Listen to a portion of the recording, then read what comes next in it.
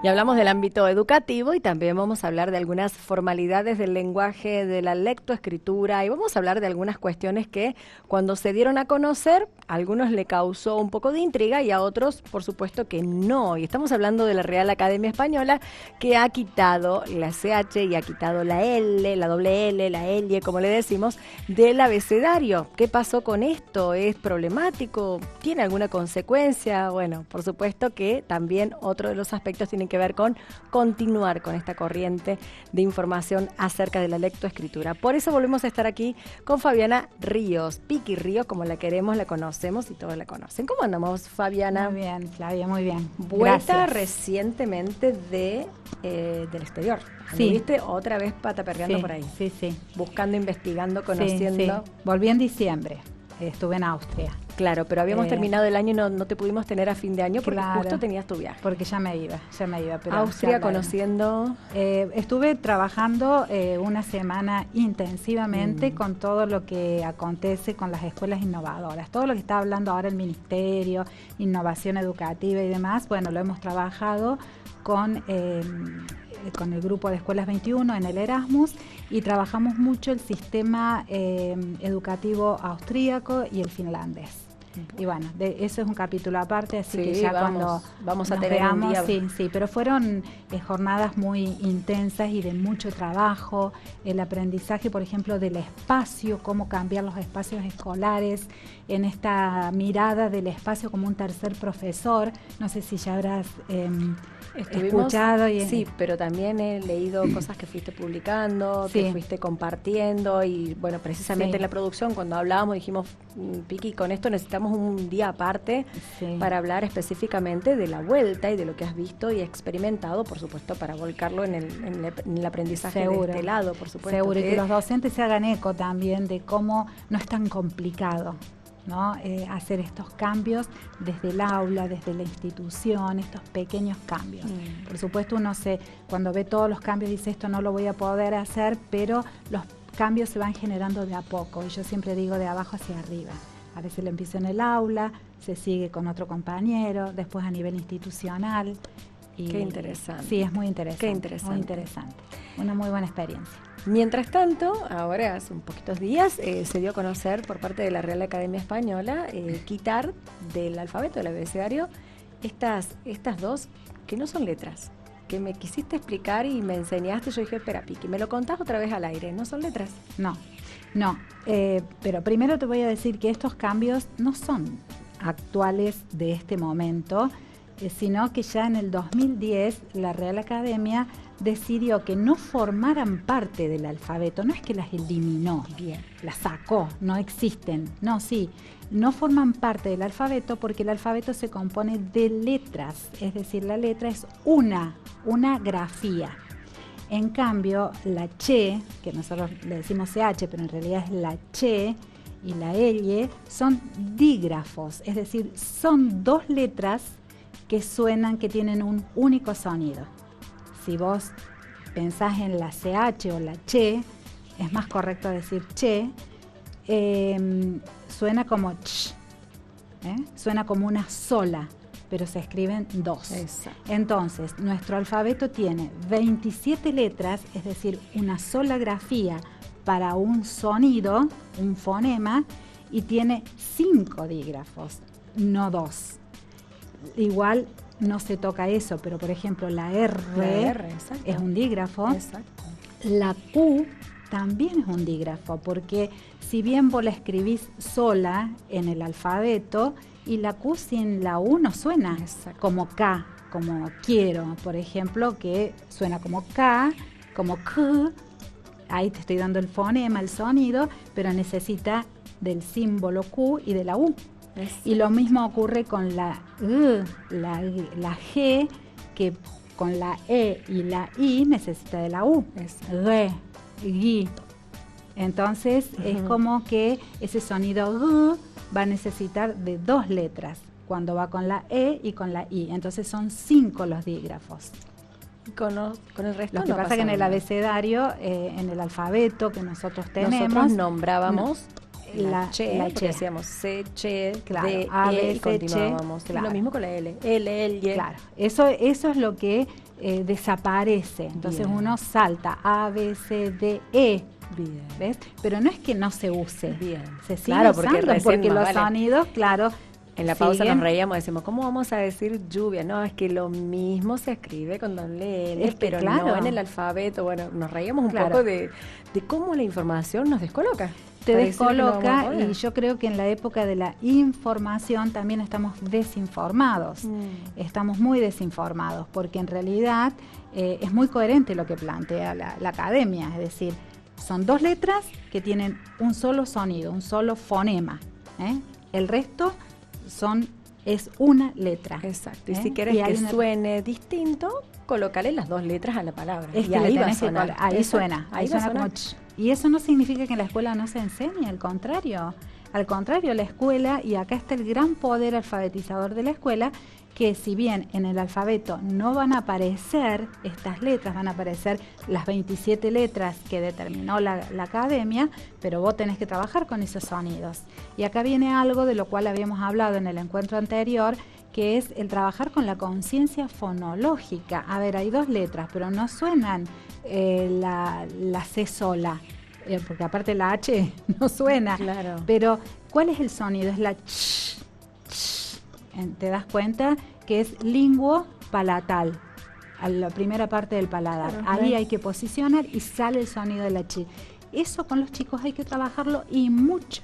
Porque no es Perdón. una S, para que suene como S. No suena como No ese, suena como pero ese. tenés que mostrar la grafía de la letra y el sonido.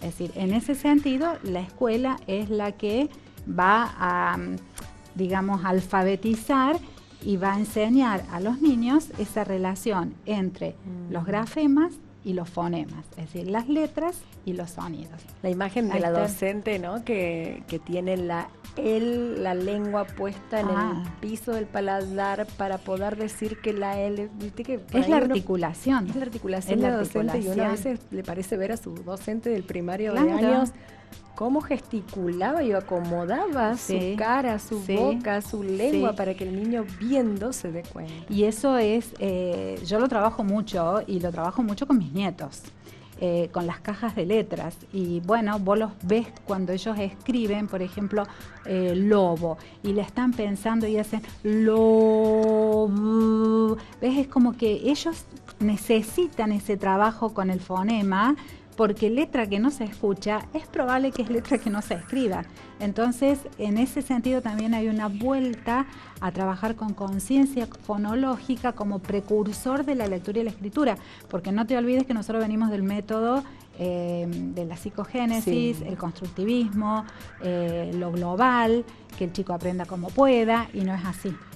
La lectura y la escritura necesitan de una enseñanza sistemática, sostenida.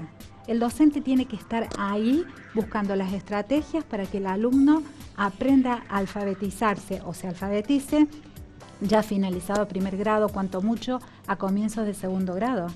Pero tiene que haber una intervención permanente y no dejar que escriban como puedan.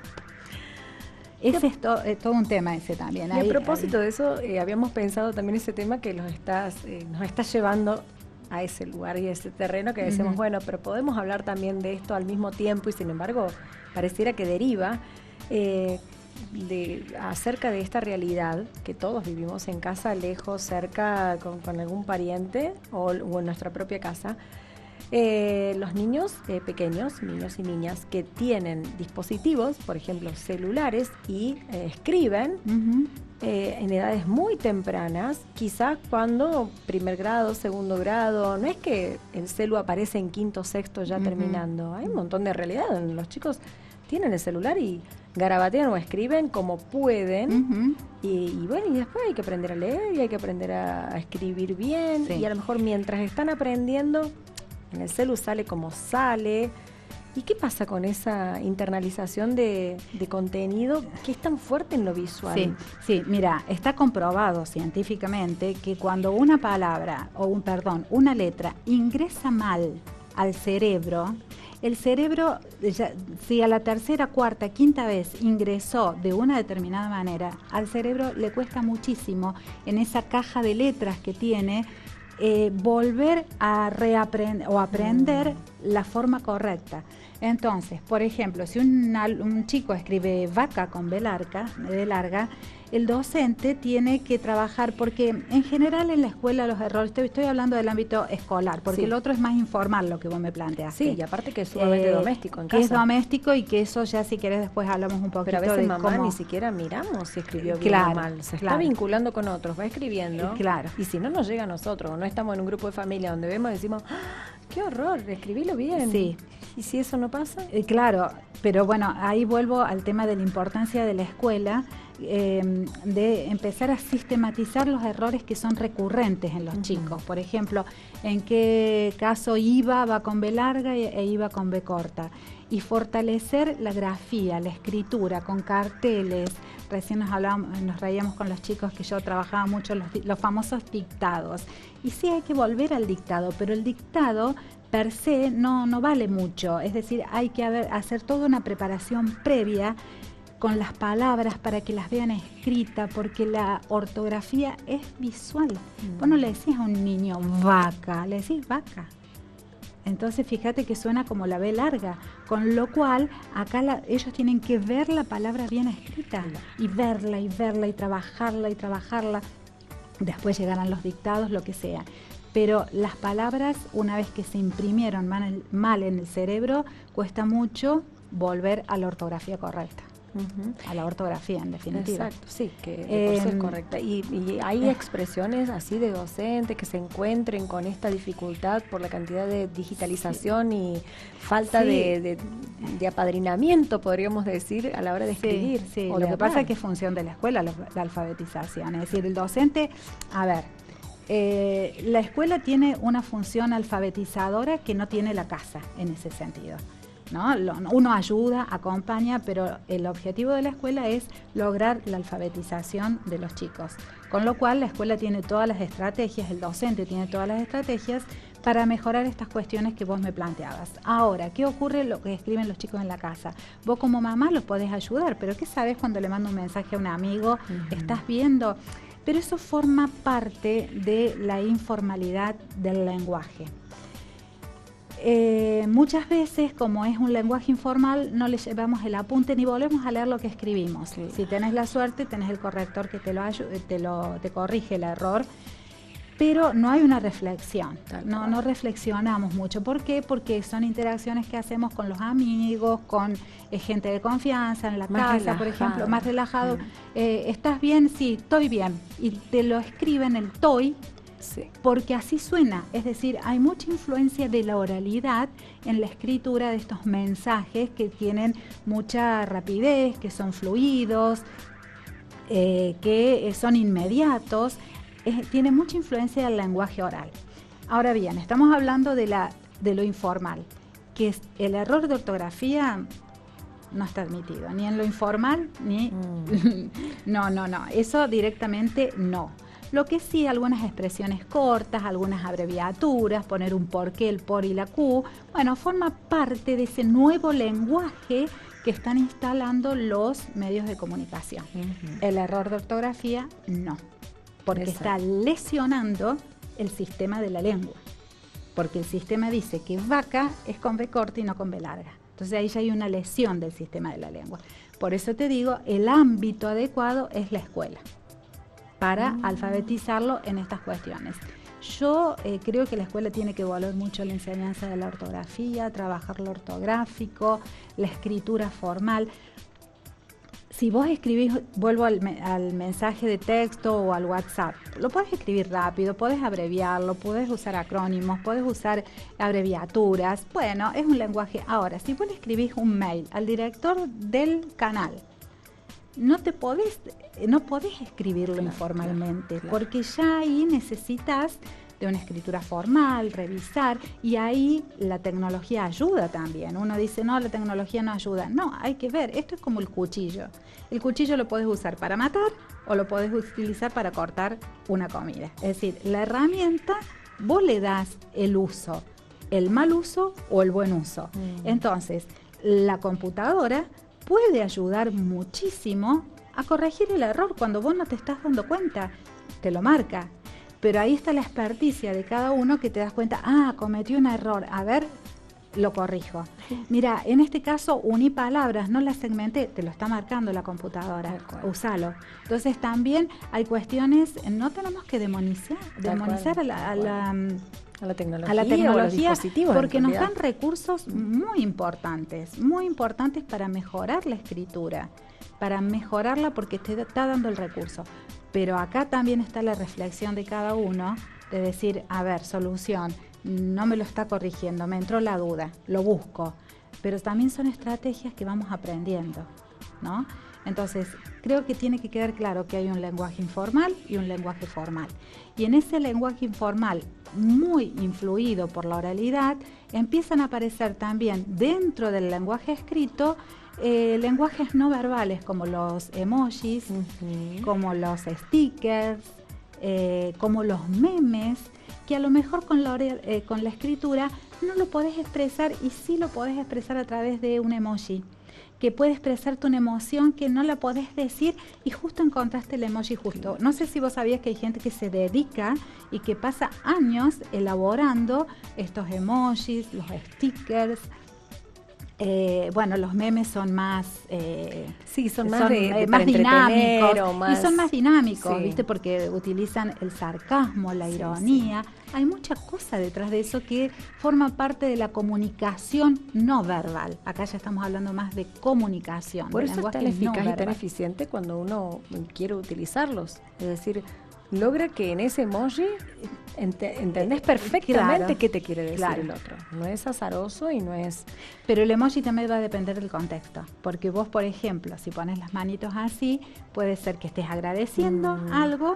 En un determinado contexto que te han hecho un favor, haces esto. Y en otro, en un contexto donde comentás que una persona está enferma, por ejemplo, pones... Entonces el emoji también hay que saber interpretarlo, saber en qué momento lo vas a utilizar. Cuando querés un llanto algo desesperado y bueno, vas a buscar el adecuado. Pero eso forma parte de la comunicación no verbal, del lenguaje no verbal, que antes lo expresábamos más con las manos, con las caras y todo, y ahora tenemos esa posibilidad del lenguaje no verbal. Es que antes lo expresábamos presencialmente. Y ahora la virtualidad adopta estas formas para poder seguir comunicándonos. Claro, y el lenguaje, la lengua se mueve permanentemente y lo que hoy no está aceptado es muy probable que dentro de muchos años se acepte. Porque el habla es la que en un momento hace a la lengua.